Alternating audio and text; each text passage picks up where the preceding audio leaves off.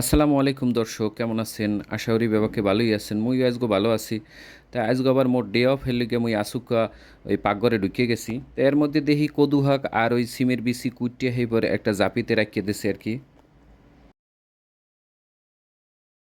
হেই এর পাশে আবার ব্রয়লার মুরগি হ্যাও কাটিয়ে ধুইয়ে থুইয়ে দিছে আবার আর কি।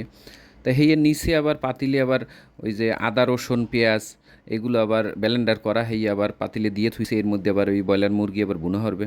তো এর মধ্যে আবার দেখি জাপিত দিয়ে আবার চড়াই দিতে আছে ওই যে কদু শাক আর ওই যে সিমের বিচি আছে না, এই আবার পাতিলে দিয়ে দিতে আছে। কারণ এখনই তো আবার রান্না বাড়া শুরু, কারণ এগুলো আবার রান্দা লাগে ইফতারের আগে আগে রান্ধে, কারণ এরপরে আবার মোরা ইফতার টেফতার করি আবার খামু তো। এর লিগে সব ওই ইফতারের আগেই আসরের আগে আগেই আর কি রান্না বাড়া শুরু হয়। এর মধ্যে আবার দেখি চুলে আবার ভাতও আছে। ভাতও আইছে প্রায় উতলাইছে অনেক আগেই।